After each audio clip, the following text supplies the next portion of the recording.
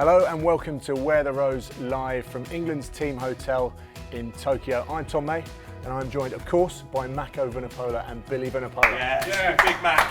There's the Big Mac, there it is. That was bigger reception than last week. It's obviously semi-final weekend, a massive game in store. England versus New Zealand. The lineup is out. It's a very strong lineup indeed.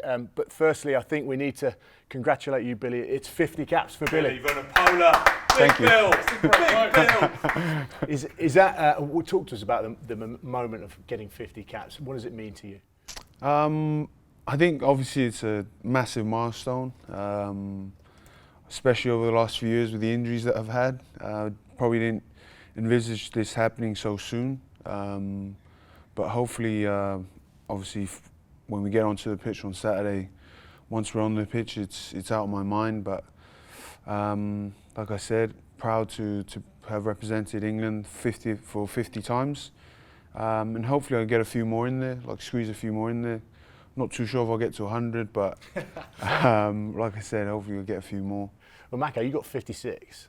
I was wondering earlier on, do you get to a point in your England career where maybe you get to 30 or something and you start eyeing up 50, or do you have to, when does that come? There must be a point when you start saying, I'm going to get to 50. To be fair, the first 20 I was like, oh, easy, I'm getting 50 here. and then got a few injuries, didn't get in the team, and then I'm going, oh my gosh, I'll be lucky if I get 50 here. So no, you definitely cherish each one after, because when you're in it, when you're so young, you kind of think, oh, this is easy, I can do this for the next 10 years. But then you realise how hard the games are and how tough it takes, the toll it takes on your body, and you just cherish each one. And you line up in the back row alongside Sam Underhill and Tom Curry. Talk to us about those two. I mean, they've got their crazy work rate. I mean, how those two are still standing at the end of a game, I do not know. Talk to us about those two. It's a nice little combination we've cooked up. I think, like you said, they run around all day. They've been nicknamed the kamikaze twins or kids, and it's not wrong. You know, watching them do their work, I guess it inspires everyone else just to follow in what they're doing in their slipstream. But you know, we have players that do the same thing, and you say their work rate's high, but I've been playing more than Underhill, so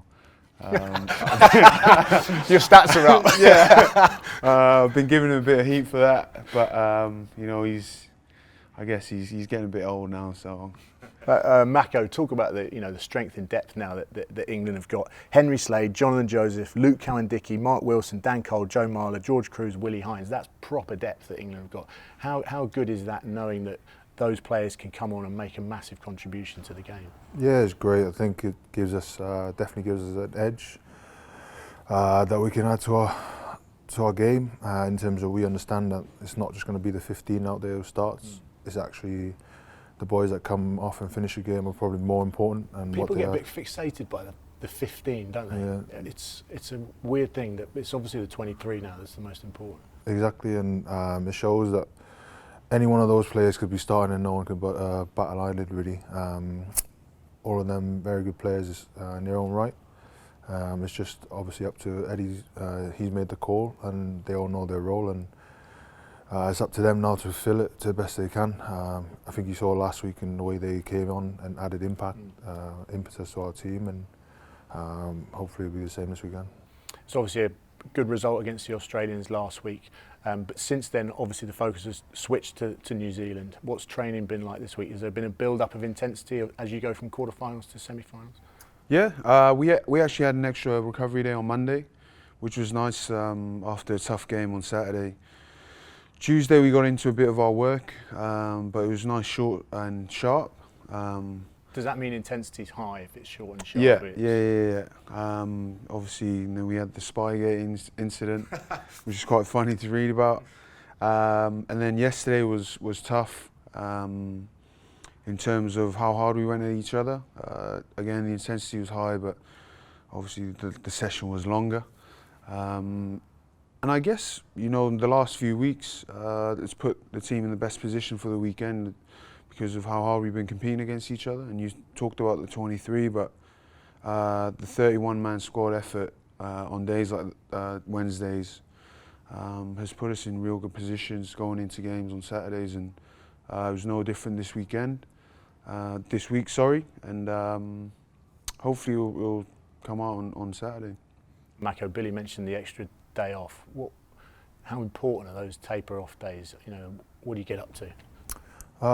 Yeah, it's massively important in that not just physically you recover, but mentally as well. Making a massive point that people get away from it a bit, try and take your mind off it, however that may be. Some people may be to go out and enjoy Tokyo or wherever we are. Some people may be to watch rugby and try and work on their game. Everyone's different, but it's just a case of figuring out what works for you. It's a semi-final of a Rugby World Cup. It's against the All Blacks. How special is that as a player, and what do you think it means to the fans and the people supporting from back home? As you said, semi-final World Cup, couldn't get any bigger, and then you're testing yourself against best team in the world in the All Blacks. So for us, is an exciting challenge ahead, and one we can't wait for, and hopefully the people back home can see that when we play and they can get behind us, because I don't know if they heard it on TV, but on the weekend against Australia, the crowd were outstanding, and it makes a massive difference to us, and knowing they're there behind us and give us all the support is great. And you're both used to the big stage. You've won Grand Slams, you've won tours in Australia, you've won boatloads with Saracens. I want to know whether you both still get nervous, or is it just another game? No, I definitely get nervous, but it's kind of what What you do? Yeah, it means a lot to you. So you want to do well, and I guess that mixed in with wanting the right result for your team and everything else kind of gives you those bit of nerves, and it's not a bad thing. It never is a bad thing. Final question, and you both get a shot at it. The two best experiences that you've had in Japan, and there's been a lot, and you can't mention the toilets because the lads did that last week, and you can't mention onsens. Oh, I'm not a big fan of onsens anyway. We'll take that one away then. Yeah. I've been to the temple. We went to temple before we here, played. or? Yeah, here in Tokyo. I can't remember exactly what it was called. That was pretty cool. Just kind of seeing like the different massive buildings and stuff. Different culture as well. So that was cool. Oh, tell you what, Miyazaki beef. Oh yeah? Honestly, yeah, hands down the best beef I've ever eaten. Why? Texture. It's one of those ones where you cooked it yourself. You know. Oh, like a mini barbecue thing. But like you couldn't go wrong.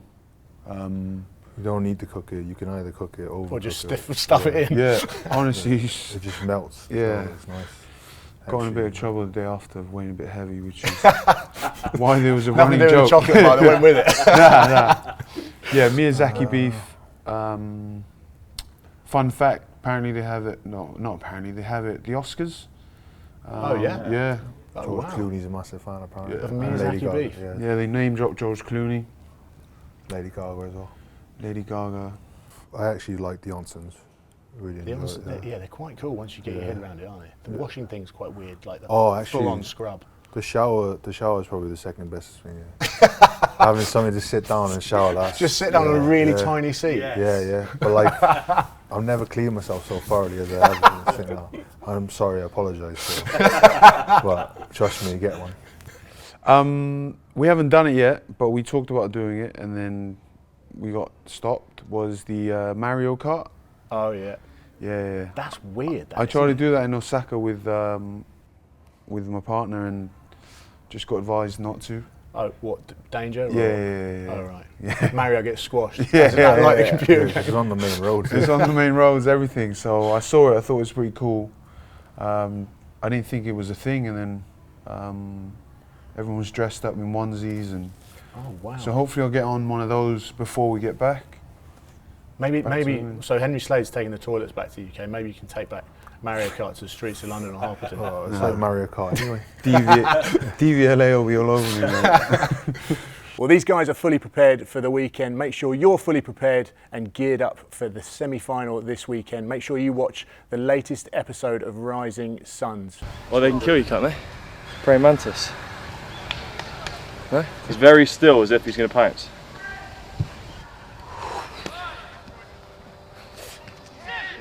You can watch the full episode on England Rugby's YouTube channel. But for now, that's it. England versus New Zealand semi-final is coming your way. It'll be live on Saturday at 9 AM in the UK. Make sure you do not miss it. My thanks to Billy and Mako, great sports. Beautiful. Give them a bit louder than that, fellas, louder than that. Yeah, Thank you very much. back. Yeah, big Mac, yeah. I've been Tom May. Thank you very much for watching. Enjoy the weekend and make sure you wear the rose on Saturday. Cheers.